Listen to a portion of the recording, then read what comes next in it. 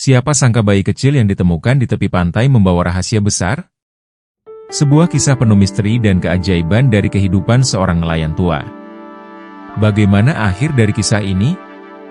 Halo, sahabat bijak.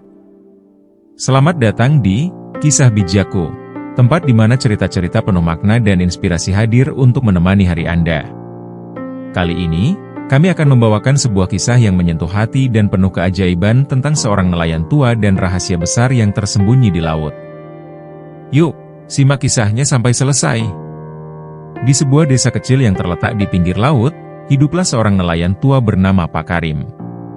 Setiap pagi sebelum matahari terbit, langkah kakinya yang perlahan selalu menuju ke perahu kecilnya di tepi pantai. Pak Karim bukanlah nelayan biasa. Ia dikenal sebagai sosok yang bijaksana, meskipun hidupnya sederhana. Rumahnya hanya berupa gubuk bambu kecil yang menghadap langsung ke lautan lepas, tempat ia menghabiskan sebagian besar waktunya. Pagi itu, seperti biasa, ia berjalan menuju pantai. Angin laut yang dingin menusuk kulit, tetapi Pak Karim sudah terbiasa. Langit mulai berubah warna, dari gelap pekat menjadi semburat jingga, pertanda hari baru akan segera dimulai. Sambil membawa jaring ikan yang sudah usang, ia memandang laut dengan penuh harapan. Namun, pagi itu berbeda. Ada sesuatu yang membuat langkahnya terhenti. Di kejauhan, ia mendengar suara kecil, bukan suara burung camar yang biasa terdengar di pantai. Itu suara tangisan. Pak Karim mengerutkan dahi. Ia mendekati sumber suara dengan hati-hati, takut-takut kalau itu hanya halusinasinya saja. Namun, semakin ia mendekat, semakin jelas suara itu terdengar. Di atas hamparan pasir putih yang masih basah oleh ombak, tergeletak seorang bayi kecil yang dibungkus kain putih. Bayi itu tampak sangat mungil, mungkin baru saja lahir. Tubuhnya sedikit kotor dengan butiran pasir menempel di kulitnya, tetapi matanya yang tertutup rapat membuat hati Pak Karim tersentuh. Pak Karim menatap sekeliling, berharap menemukan siapapun yang mungkin meninggalkan bayi itu. Namun, pantai pagi itu sepi seperti biasa. Hanya ada suara deburan ombak dan angin yang berbisik lembut di telinganya. Siapa yang tega meninggalkan bayi sekecil ini di tempat seperti ini? Pikirnya dalam hati.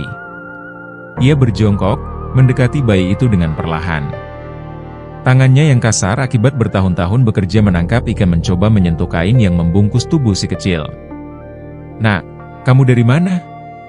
Kenapa kamu ada di sini?" Bisiknya lirih, meskipun ia tahu bayi itu tidak akan menjawab. Tanpa berpikir panjang, Pak Karim memutuskan untuk membawa bayi itu ke rumahnya. Ia merapikan kain yang membungkus tubuh bayi itu dan mengangkatnya dengan hati-hati. Tubuh kecil itu terasa hangat di pelukannya, dan tangisannya mulai mereda, seolah merasa aman berada dalam dekapan Pak Karim. Di perjalanan pulang, pikirannya dipenuhi pertanyaan.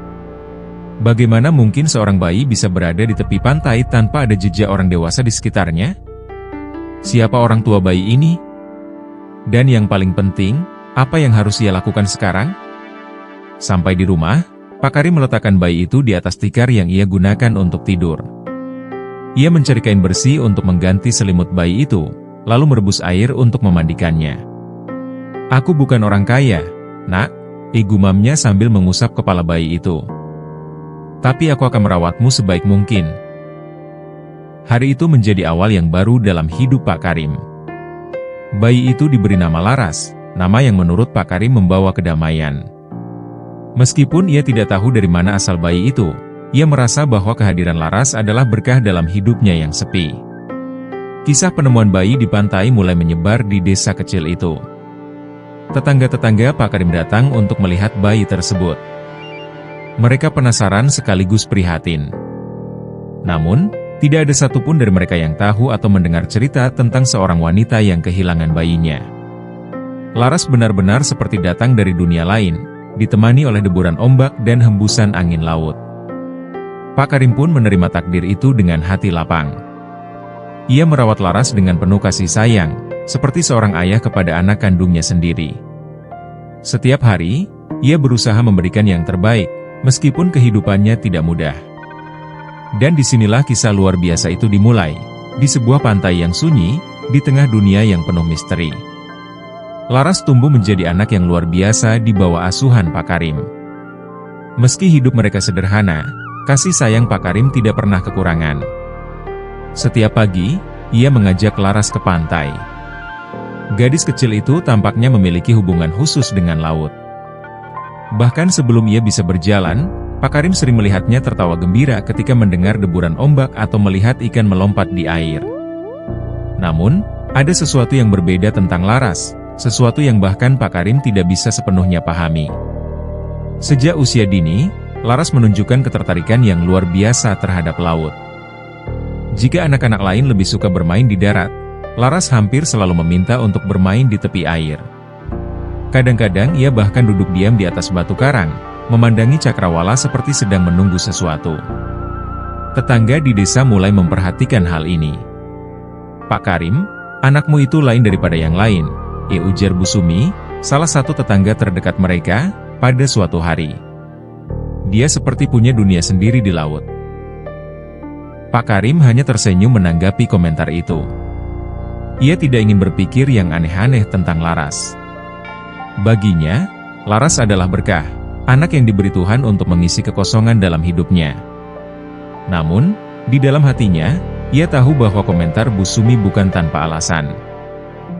Ketika Laras berusia 5 tahun, sebuah kejadian aneh terjadi. Saat itu, Pak Karim membawa Laras bersamanya untuk menangkap ikan. Di tengah perjalanan, Laras tiba-tiba menunjuk ke arah laut dan berkata dengan suara yang penuh keyakinan, "Ayah, ke sana. Ada ikan besar." Pak Karim, yang penasaran dengan ucapan anak kecil itu, mendayung perahunya ke arah yang ditunjuk Laras.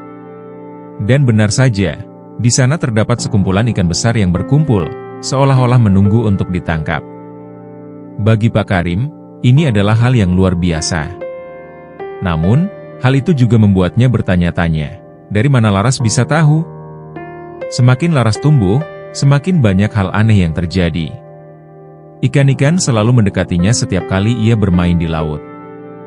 Bahkan ketika desa mengalami musim paceklik, Pak Karim tidak pernah pulang dengan tangan kosong jika ia membawa Laras. Para tetangga mulai memandang Laras dengan campuran kekaguman dan ketakutan. "Anak itu pasti punya semacam kekuatan," bisik salah satu tetangga.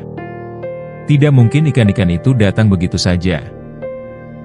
Namun, Laras sendiri tidak pernah merasa aneh dengan kemampuannya. Baginya, laut adalah rumah kedua, tempat di mana ia merasa damai.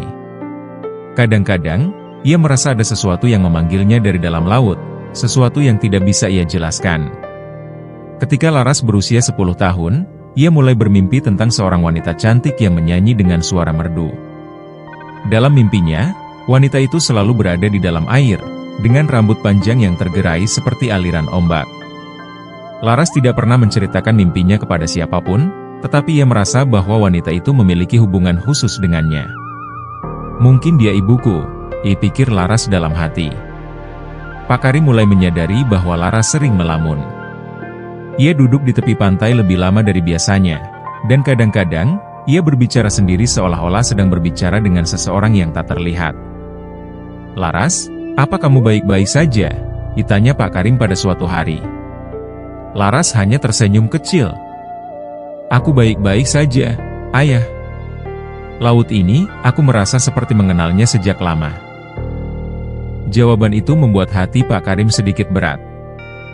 Ia tahu ada sesuatu yang lebih besar dari sekadar hubungan biasa antara Laras dan laut, tetapi ia tidak tahu harus bertanya kepada siapa. Meskipun begitu, Pak Karim tetap menjaga Laras seperti biasanya. Ia selalu memastikan bahwa Laras aman dan bahagia. Namun, ketika malam tiba dan Laras sudah tertidur, Pak Karim sering duduk di depan rumahnya, memandangi lautan yang gelap. Di dalam hatinya, ia bertanya-tanya, siapa sebenarnya Laras? Dan mengapa laut ini begitu terhubung dengannya? Suatu hari, Pak Karim mencoba mencari petunjuk. Ia membuka kain putih yang dulu membungkus Laras saat ia menemukannya di tepi pantai. Kain itu sudah lusuh, tetapi ada pola aneh yang terlukis di atasnya, mirip seperti sisik ikan. Pak Karim tidak pernah memperhatikan detail ini sebelumnya, tetapi sekarang ia merasa bahwa pola itu mungkin adalah petunjuk. Ia membawa kain itu ke seorang tetua desa, Mbah Surya, yang dikenal memiliki pengetahuan tentang hal-hal gaib. Ketika Mbah Surya melihat kain itu, wajahnya berubah serius. "Kain ini bukan kain biasa, Pak Karim," ujarnya. "Ini adalah kain yang biasa digunakan dalam ritual laut. Apakah kau pernah mendengar legenda tentang Putri Duyung?" Pak Karim menggeleng. "Saya hanya nelayan biasa, Mbah. Saya tidak tahu banyak tentang legenda." Mbah Surya menghela napas. "Ada cerita lama tentang seorang Putri Duyung yang meninggalkan anaknya di daratan untuk melindunginya. Mungkin anak yang kau temukan itu adalah bagian dari kisah itu." Penjelasan itu membuat Pak Karim terkejut. Ia tidak ingin mempercayai hal-hal yang terdengar seperti dongeng, tetapi bagian dari dirinya merasa bahwa penjelasan itu masuk akal. Laras memang berbeda, dan laut seolah memiliki hubungan yang dalam dengannya. Meskipun begitu, Pak Karim tidak pernah membicarakan hal ini kepada Laras. Ia merasa bahwa anak itu berhak menjalani hidupnya tanpa dibebani dengan kisah yang mungkin tidak benar. Namun, di dalam hatinya, ia tahu bahwa misteri di sekitar Laras hanya akan semakin dalam seiring waktu berjalan. Dan ia benar. Hari itu langit biru cerah, dan ombak laut tampak tenang, memantulkan sinar matahari pagi yang keemasan. Laras, yang kini telah berusia 18 tahun, memutuskan untuk berenang di laut, seperti yang biasa ia lakukan sejak kecil. Namun, kali ini, ada sesuatu yang berbeda. Ia merasa seperti ada suara halus yang memanggilnya dari dalam air, sebuah panggilan yang tidak bisa ia abaikan. "Ayah, aku mau berenang sebentar ya," katanya sambil melambai ke arah Pak Karim, yang sedang memperbaiki jaring ikan di tepi pantai. Pak Karim mengangguk. "Hati-hati, Nak. Jangan terlalu jauh." Laras mengangguk, lalu berlari ke arah air. Ia menceburkan diri dengan penuh semangat, membiarkan dinginnya air laut menyelimuti tubuhnya. Namun, semakin jauh ia berenang, semakin kuat suara itu terdengar di telinganya. Suara lembut seorang wanita, bernyanyi dengan nada yang menenangkan tetapi sekaligus memikat. "Siapa itu?" bisiknya dalam hati. Ia mengedarkan pandangan, tetapi tidak melihat siapapun di sekitarnya. Hanya hamparan laut yang luas dan ombak kecil yang menghampiri. Tiba-tiba, tubuhnya terasa aneh. Rasa hangat menjalar dari ujung kakinya, naik ke seluruh tubuhnya. Ia melihat ke bawah dan terkejut. Kakinya yang biasanya bergerak bebas di dalam air kini mulai berubah. Sisik berkilauan muncul di kulitnya, bersinar dalam warna perak dan hijau seperti permata. Ia panik, mencoba menggerakkan kakinya, tetapi tidak lagi merasa seperti memiliki kaki. Sebaliknya, ia merasakan sesuatu yang lebih besar dan kuat, sebuah ekor ikan. "Apa yang terjadi padaku?" Laras berteriak dalam hatinya. Ia mencoba berenang kembali ke pantai, tetapi tubuhnya bergerak dengan cara yang berbeda. Bukannya terasa berat, ia justru merasa ringan, seperti air adalah tempat yang seharusnya ia tinggali. Gerakan ekornya membuatnya meluncur dengan kecepatan luar biasa, sesuatu yang tidak pernah ia alami sebelumnya. Di tepi pantai, Pak Karim yang memperhatikan dari kejauhan mulai merasa ada yang tidak beres. Laras biasanya akan kembali ke pantai setelah beberapa menit berenang, tetapi kali ini, ia tidak terlihat. Pak Karim berdiri, mengangkat tangannya untuk melindungi matanya dari sinar matahari, mencoba mencari sosok putrinya di kejauhan. "Laras," teriaknya, tetapi tidak ada jawaban. Sementara itu, Laras, yang masih terkejut dengan perubahan di tubuhnya, merasa ketakutan sekaligus heran. Ia menyadari bahwa ia bisa bernapas dengan mudah di dalam air. Udara yang biasanya ia butuhkan kini seolah tidak lagi menjadi keharusan. Ia merasa seperti menemukan sebuah dunia baru, dunia yang entah bagaimana terasa akrab baginya. Setelah beberapa saat, Laras akhirnya berhasil mencapai pantai. Ia menyeret tubuhnya ke atas pasir, tetapi begitu ia keluar dari air, ekornya mulai kembali berubah menjadi kaki. Laras menatap tubuhnya yang kembali normal dengan napas memburu. Pak Karim, yang berlari mendekat, melihat wajah Laras yang pucat. "Laras, kamu kenapa? Apa yang terjadi?" tanyanya dengan nada cemas. Laras menatap ayah angkatnya dengan mata yang penuh kebingungan. "Ayah, aku tidak tahu bagaimana menjelaskannya, tapi tubuhku berubah di dalam air." Pak Karim mengerutkan kening. "Berubah? Maksudmu apa?" Dengan suara gemetar, Laras menceritakan apa yang baru saja ia alami. Ia berbicara tentang bagaimana kakinya berubah menjadi ekor, bagaimana ia bisa bergerak dengan cepat di dalam air, dan bagaimana ia merasa seperti ada sesuatu di laut yang memanggilnya. Mendengar cerita itu, Pak Karim terdiam. Pikirannya kembali ke kain bersisik yang dulu ia temukan bersama bayi Laras di pantai. Ia juga teringat pada ucapan Mbah Surya beberapa tahun lalu tentang legenda Putri Duyung. Apakah mungkin Laras benar-benar berasal dari dunia lain? "Laras," kata Pak Karim akhirnya, "ada sesuatu yang perlu ayah ceritakan kepadamu." Pak Karim pun mulai menceritakan kisah saat ia menemukan Laras 18 tahun yang lalu. Ia berbicara tentang bayi kecil yang terbungkus kain putih di tepi pantai, tentang pola sisik aneh pada kain itu, dan tentang bagaimana Laras selalu memiliki hubungan yang kuat dengan laut. Laras mendengarkan dengan saksama, matanya membesar saat setiap detail terungkap. "Jadi, aku bukan anak kandung ayah?" ditanyanya dengan suara pelan. Pak Karim mengangguk. "Ayah tidak tahu dari mana asalmu, Nak. Tapi ayah yakin, kau adalah hadiah dari laut. Kau adalah putri ayah, tidak peduli siapapun kau sebenarnya." Air mata mengalir di pipi Laras. Ia merasa bersyukur sekaligus bingung. Jika laut adalah rumahnya, lalu siapa orang tuanya yang sebenarnya? Dan mengapa mereka meninggalkannya di daratan? Malam itu, Laras tidak bisa tidur. Ia duduk di dekat jendela, memandangi laut yang gelap dan tenang. Ia merasa ada banyak pertanyaan yang belum terjawab, tetapi ia juga tahu bahwa satu-satunya cara untuk menemukan jawaban adalah dengan menghadapi lautan itu sendiri. Hari berikutnya, Laras memutuskan untuk kembali ke laut. Ia ingin mencari tahu siapa dirinya yang sebenarnya. Pak Karim, meskipun khawatir, tidak menghentikannya. "Ingat, Laras, apapun yang kau temukan, ayah selalu ada di sini untukmu," katanya sambil memeluk putrinya.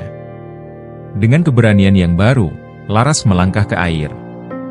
Kali ini, ia tidak merasa takut ketika tubuhnya berubah. Ekor indahnya muncul kembali, dan ia menyelam lebih dalam ke lautan daripada sebelumnya.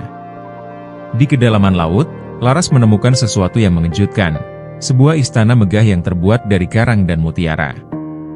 Di sana, ia bertemu dengan seorang wanita yang wajahnya mirip dengan sosok dalam mimpinya. Wanita itu mengulurkan tangan dan berkata, "Ih Laras, akhirnya kau kembali. Aku adalah ibumu." Laras berenang lebih dalam ke laut, mengikuti insting yang membawanya ke arah yang tak pernah ia ketahui sebelumnya. Lautan yang sebelumnya terasa hangat dan penuh kehidupan kini mulai berubah. Suasana menjadi lebih sunyi, dan cahaya matahari yang masuk ke air perlahan memudar. Namun, Laras tidak merasa takut. Ada sesuatu yang memberinya keberanian, sebuah dorongan kuat untuk menemukan jawaban. Setelah beberapa waktu, ia melihat sesuatu di kejauhan, sebuah kilauan lembut yang tampak seperti berasal dari mutiara. Ia berenang lebih dekat, dan pemandangan yang muncul di hadapannya membuatnya terpana. Sebuah istana megah berdiri di dasar laut, dikelilingi oleh taman karang yang indah. Bangunan itu tampak hidup, dengan ikan-ikan kecil berenang di antara pilar-pilar berukir dan rumput laut yang melambai seperti sutra. Hati Laras berdebar. "Apa ini, tempatku berasal?" pikirnya. Saat ia mendekati gerbang istana, suara lembut yang familiar terdengar di telinganya, seolah-olah berasal dari dalam dirinya sendiri. "Laras, kau akhirnya datang." Laras berbalik, mencari sumber suara itu, tetapi tidak melihat siapapun. Namun, suara itu terus memanggilnya, membimbingnya masuk ke dalam istana. Ia melewati aula yang penuh dengan kilauan mutiara dan perhiasan, hingga akhirnya ia tiba di sebuah ruangan besar dengan tahta yang berdiri megah di tengahnya. Di sana, seorang wanita cantik duduk. Rambutnya panjang dan hitam berkilauan seperti malam, dan matanya memancarkan cahaya lembut. Tubuhnya setengah manusia, setengah ikan, dengan ekor yang berkilauan seperti zamrud. Wanita itu tersenyum, dan Laras merasakan kehangatan yang aneh menyelimuti hatinya. "Siapa? Siapa Anda?" tanya Laras dengan suara bergetar. Wanita itu berdiri, berenang perlahan mendekati Laras. "Namaku Marisela. Aku adalah ratu dari kerajaan bawah laut ini, dan aku adalah ibumu." Kata-kata itu membuat Laras terdiam. Ia menatap wanita itu dengan mata yang penuh kebingungan. "Ibu? Tapi, kenapa aku berada di daratan selama ini? Kenapa kau meninggalkanku?" Wajah Marisela berubah sedih. Ia mengulurkan tangan, menyentuh pipi Laras dengan lembut. "Laras, itu bukan pilihan yang mudah bagiku. Tapi aku melakukannya untuk melindungimu." Laras mengerutkan kening. "Melindungiku? Dari apa?" Marisela menghela napas panjang. Ia mulai bercerita tentang sebuah ancaman besar yang pernah melanda kerajaan bawah laut bertahun-tahun yang lalu. Dulu, ada makhluk gelap yang ingin menguasai lautan dan menghancurkan segalanya.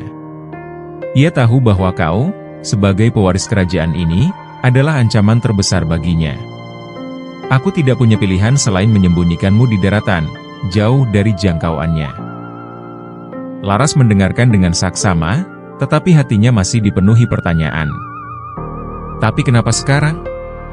Kenapa aku dipanggil kembali?" Marisela tersenyum tipis. "Karena waktunya telah tiba, Laras. Kau harus mengetahui siapa dirimu sebenarnya dan takdir yang menunggumu. Kau bukan hanya anak dari dunia manusia, tetapi juga bagian dari dunia laut ini. Kau adalah penghubung antara dua dunia." Laras merasa hatinya bergetar mendengar kata-kata itu. Namun, ia juga merasa takut.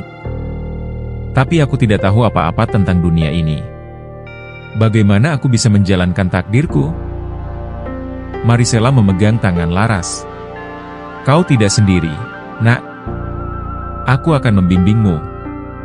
Dan lebih dari itu, kekuatan yang ada dalam dirimu akan membantumu menemukan jalan." Selama beberapa hari berikutnya, Laras tinggal di istana bersama Marisela. Ia belajar tentang kerajaan bawah laut, sejarahnya, dan perannya sebagai pewaris. Marisela menunjukkan padanya cara menggunakan kekuatan alaminya untuk berkomunikasi dengan makhluk laut dan mengendalikan air. Namun, meskipun Laras mulai merasa nyaman di dunia barunya, ia tidak bisa melupakan Pak Karim. Setiap malam, ia memikirkan ayah angkatnya yang menunggunya di daratan. Ia tahu bahwa meskipun laut adalah tempat asalnya, daratan adalah tempat ia dibesarkan dan di mana cintanya kepada Pak Karim tumbuh. "Bu," kata Laras pada suatu hari, "aku harus kembali ke daratan. Ada seseorang yang sangat penting bagiku di sana." Marisela menatap Laras dengan lembut. "Kau boleh kembali, nak. Aku tidak akan menghentikanmu. Tapi ingatlah, kau sekarang adalah bagian dari dua dunia. Kau harus menjaga keseimbangan di antara keduanya." Dengan berat hati, Laras meninggalkan istana bawah laut dan kembali ke pantai tempat Pak Karim tinggal. Ketika ia tiba, ia melihat ayah angkatnya duduk di depan rumah, memandang laut dengan ekspresi penuh kerinduan. "Ayah!" teriak Laras, berlari ke arahnya. Pak Karim berdiri, matanya melebar saat melihat Laras. "Laras! Syukurlah kau kembali." Laras memeluk Pak Karim erat-erat. "Maafkan aku, Ayah. Aku harus pergi untuk menemukan jawabanku. Tapi aku tidak akan pernah melupakanmu." Pak Karim mengusap kepala Laras dengan penuh kasih. "Kau adalah anakku, Laras. Tidak peduli dari mana kau berasal atau siapa dirimu sebenarnya." Namun, Laras tahu bahwa tantangan yang lebih besar menantinya. Ancaman dari makhluk gelap yang disebut ibunya masih ada, dan ia harus belajar untuk melindungi kedua dunia yang kini menjadi bagian dari hidupnya. Hari itu, langit mendung menutupi pantai. Laras berdiri di tepi air, memandang ombak yang terus bergulung ke daratan. Ia tahu bahwa perjalanan barunya sebagai penghubung antara dua dunia tidak akan mudah. Namun, jauh di dalam hatinya, ia merasakan sebuah kekuatan yang mendorongnya untuk melangkah maju. Sejak kembali dari istana bawah laut, Laras merasa ada sesuatu yang berubah dalam dirinya. Ia tidak hanya memahami laut lebih baik, tetapi juga merasakan adanya koneksi mendalam dengan segala makhluk di dalamnya. Namun, bersamaan dengan itu, ia merasakan sebuah ancaman yang mendekat, bayangan gelap yang seolah selalu mengintai. Suatu malam, ketika Laras sedang duduk di depan rumah bersama Pak Karim, sebuah angin kencang tiba-tiba bertiup. Laut yang sebelumnya tenang berubah menjadi gelombang besar yang mengamuk. Pak Karim berdiri dengan panik. "Ada apa ini, Laras?" Laras, yang juga terkejut, merasa ada sesuatu yang tidak beres. Ia berlari ke tepi pantai dan melihat ke arah laut. Dari kejauhan, ia melihat bayangan besar mendekat. Sebuah makhluk yang ukurannya jauh lebih besar dari kapal nelayan manapun yang pernah ia lihat. "Laras," suara lembut ibunya, Marisela, terdengar di pikirannya. Makhluk itu adalah Krahga, penjaga kegelapan yang telah lama kami takuti. Ia datang untuk menghancurkanmu. Laras tertegun. "Menghancurkanku? Tapi kenapa?" "Karena kau adalah pewaris kerajaan bawah laut, dan hanya kau yang bisa menghentikan kekuasaannya. Ia takut pada kekuatanmu, Laras. Tapi ingat, kekuatan itu hanya bisa digunakan jika kau percaya pada dirimu sendiri." Krahga mendekat, dan suaranya menggema seperti gemuruh petir. "Laras, kau pikir kau bisa menyelamatkan kedua dunia ini? Kau hanya anak kecil yang tidak tahu apa-apa." Pak Karim, yang berdiri di belakang Laras, tampak ketakutan. Namun, ia memegang bahu Laras dengan erat. "Nak, kau tidak sendiri. Aku di sini bersamamu." Laras merasakan kekuatan dalam dirinya mulai bangkit. Ia mengingat pelajaran yang diajarkan ibunya tentang cara menggunakan air sebagai senjata. Dengan keberanian yang baru, ia melangkah ke laut, membiarkan air menyelimuti tubuhnya hingga ekornya muncul. "Jika kau ingin melawanku, Krahga," kata Laras dengan suara tegas, "kau harus melawan seluruh kekuatan laut ini." Dengan gerakan tangan yang anggun, Laras menciptakan pusaran air yang besar, mengelilingi tubuh Krahga dan membuatnya terjebak. Namun, Krahga tertawa dengan suara menyeramkan. "Itu tidak cukup untuk mengalahkanku," katanya sambil menghancurkan pusaran air dengan satu gerakan. Pertarungan itu berlangsung sengit. Laras menggunakan segala kemampuan yang diajarkan oleh ibunya, dari menciptakan dinding air hingga memanggil ikan-ikan untuk membantunya. Namun, Krahga terlalu kuat. Ia menggunakan kekuatannya untuk menciptakan gelombang besar yang hampir menenggelamkan pantai. Melihat ini, Pak Karim memutuskan untuk bertindak. Ia berlari ke arah air, meskipun tubuhnya hanya manusia biasa.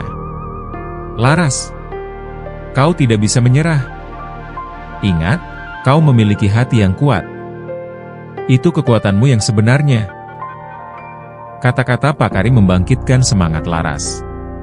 Ia menyadari bahwa kekuatannya bukan hanya berasal dari fisiknya, tetapi juga dari cintanya pada kedua dunia yang ingin ia lindungi, daratan dan lautan. Dengan tekad yang bulat, Laras mengumpulkan semua energinya dan menciptakan gelombang besar yang membawa Krahga jauh ke tengah laut. Namun, meskipun Krahga berhasil dikalahkan untuk sementara, Laras tahu bahwa ancaman itu belum sepenuhnya berakhir. Ia kembali ke pantai, tubuhnya lelah tetapi hatinya penuh harapan. Pak Karim menyambutnya dengan pelukan hangat, sementara penduduk desa yang menyaksikan kejadian itu bersorak memuji keberaniannya. "Laras," kata Pak Karim, "kau tidak hanya menyelamatkan laut, tetapi juga desa ini. Kau adalah pahlawan kita." Laras tersenyum, tetapi dalam hatinya, ia tahu bahwa perjalanannya masih panjang. Ia harus terus belajar, memperkuat dirinya, dan bersiap menghadapi ancaman yang mungkin muncul di masa depan. Hari-hari setelah pertempuran dengan Krahga diisi dengan perenungan mendalam bagi Laras. Ketenangan telah kembali ke desa, dan lautan tampak damai seperti sebelumnya. Namun, dalam hatinya, Laras tahu bahwa ancaman Krahga adalah bagian dari masalah yang lebih besar. Dunia bawah laut dan daratan telah terlalu lama terpisah, dan ketidakseimbangan ini menimbulkan konflik. Pada malam yang cerah, Laras berdiri di pantai, memandangi bintang-bintang yang berkilauan di atas laut. Pak Karim berdiri di sampingnya, seperti biasa menjadi sumber dukungan yang tak tergoyahkan. "Laras," kata Pak Karim lembut, "apa yang akan kau lakukan sekarang?" Laras menarik napas panjang. "Aku harus kembali ke Istana Laut, Ayah. Dunia laut membutuhkan pemimpinnya. Tapi aku juga tidak ingin meninggalkan dunia darat. Aku ingin membangun jembatan antara kedua dunia ini, agar tidak ada lagi konflik seperti ini." Pak Karim tersenyum dan meremas bahu Laras dengan penuh kasih. "Apapun yang kau pilih, kau memiliki dukungan Ayah. Kau selalu menjadi kebanggaan Ayah, Laras." Laras merasa hangat mendengar kata-kata itu. Ia tahu bahwa tugas di depannya tidak akan mudah, tetapi dengan dukungan dari Pak Karim dan kepercayaan dirinya yang terus tumbuh, ia yakin bisa melakukannya. Pagi itu, Laras menyelam ke dalam laut, meninggalkan daratan dengan tekad baru. Ia kembali ke Istana Bawah Laut, di mana Marisela telah menunggunya. Wajah sang ratu memancarkan kebanggaan dan kehangatan saat melihat putrinya. "Laras, kau telah membuktikan dirimu sebagai pewaris sejati," kata Marisela. "Tapi perjalananmu belum berakhir. Dunia laut membutuhkan pemimpin yang bijaksana dan kuat." Laras mengangguk. "Aku tidak hanya ingin memimpin dunia laut, Ibu. Aku ingin membawa harmoni antara dunia darat dan laut. Aku ingin menunjukkan bahwa kita bisa hidup berdampingan." Marisela tersenyum lembut. "Itu adalah visi yang indah, Laras. Tapi untuk mencapainya, kau harus mendapatkan kepercayaan dari kedua belah pihak." Laras memulai perjalanan barunya dengan bertemu para pemimpin dunia laut. Ia berbicara kepada mereka tentang pentingnya menjaga hubungan baik dengan manusia di daratan. Banyak yang skeptis pada awalnya, mengingat sejarah panjang ketegangan antara kedua dunia. Namun, keberanian dan ketulusan Laras perlahan meluluhkan hati mereka. Ia juga kembali ke daratan, berbicara dengan para pemimpin desa dan menjelaskan pentingnya menjaga laut sebagai bagian dari kehidupan mereka. Dengan bantuan Pak Karim, Laras membangun kesadaran di antara para nelayan dan penduduk desa untuk menjaga ekosistem laut agar tetap seimbang menghadapi ancaman terakhir. Namun, tidak semua orang menerima visi Laras dengan mudah. Di dunia laut, sisa-sisa pengikut Kerahga merencanakan serangan untuk menggagalkan usahanya. Mereka percaya bahwa menyatukan dunia darat dan laut adalah ancaman bagi kekuasaan mereka. Pada suatu malam, ketika Laras sedang memimpin pertemuan di Istana Bawah Laut, ia mendapat kabar bahwa pengikut Kerahga telah menyerang sebuah desa nelayan di daratan. Serangan ini dilakukan untuk memicu kebencian antara manusia dan makhluk laut. Laras segera bertindak. Ia memimpin pasukan bawah laut untuk menghentikan serangan itu. Pertempuran berlangsung sengit, tetapi dengan keberanian dan strategi yang matang, Laras berhasil mengalahkan para pemberontak. Ketika pertarungan selesai, Laras berdiri di depan para nelayan dan berkata dengan suara lantang, "Ini adalah contoh dari apa yang bisa terjadi jika kita tidak bekerja sama. Dunia kita saling bergantung. Daratan membutuhkan laut, dan laut membutuhkan daratan. Kita harus berhenti melihat satu sama lain sebagai musuh." Pidato Laras menggema di hati semua orang. Para nelayan mulai memahami pentingnya menjaga hubungan baik dengan dunia laut, sementara makhluk laut juga melihat nilai dalam berdamai dengan manusia. Mencapai harmoni. Setelah pertempuran itu, Laras bekerja keras untuk membangun jembatan simbolis antara daratan dan lautan. Ia menciptakan perjanjian antara manusia dan makhluk laut, menetapkan aturan tentang bagaimana kedua dunia harus saling menghormati. Desa tempat Laras tumbuh menjadi tempat pertama yang menerapkan perjanjian ini. Para nelayan diajari cara menangkap ikan secara berkelanjutan, sementara makhluk laut membantu menjaga keseimbangan ekosistem. Dalam waktu singkat, hubungan antara kedua dunia mulai membaik. Di Istana Bawah Laut, Laras dinobatkan sebagai pemimpin baru. Namun, ia memilih untuk membagi waktunya antara daratan dan lautan, memastikan bahwa kedua dunia tetap berjalan harmonis. Akhir yang bahagia. Pada malam penobatannya, Laras berdiri di balkon istana, memandangi laut yang tenang di bawahnya. Marisela mendekatinya dan meletakkan tangan di bahunya. "Kau telah melakukan sesuatu yang luar biasa, Laras," kata Marisela. "Kau telah menyatukan dua dunia yang selama ini terpisah." Laras tersenyum. "Ini bukan hanya tentang aku, Ibu. Ini tentang kita semua, manusia dan makhluk laut. Kita hanya bisa maju jika kita bekerja bersama." Di daratan, Pak Karim memandang laut dari pantai, mengetahui bahwa putrinya kini telah menemukan tempatnya di dunia. Meski rindu, ia merasa bangga bahwa Laras telah memenuhi takdirnya. Dengan kedua dunia yang kini hidup dalam harmoni, Laras merasa bahwa ia telah menemukan tujuan hidupnya. Ia tidak hanya menjadi penghubung antara dua dunia, tetapi juga menjadi simbol harapan dan perubahan. Epilog. Laras kini dikenal di kedua dunia sebagai di Putri Lautan dan Daratan. Kisahnya menjadi inspirasi bagi generasi berikutnya, mengingatkan semua orang bahwa meskipun kita berbeda, kita tetap saling terhubung dan membutuhkan satu sama lain. Dan di malam-malam tenang, di bawah sinar bulan yang memantul di laut, Laras akan selalu kembali ke pantai, duduk bersama Pak Karim, mengingat masa kecilnya, dan mengenang perjalanan panjang yang telah membawanya ke tempat ini.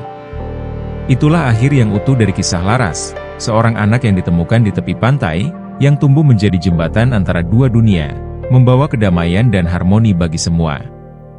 Bagaimana menurut sahabat bijak? Apakah kisah ini menginspirasi Anda? Sampai jumpa di cerita berikutnya di Kisah Bijakku. Jangan lupa untuk like, share, dan subscribe agar tidak ketinggalan kisah menarik lainnya.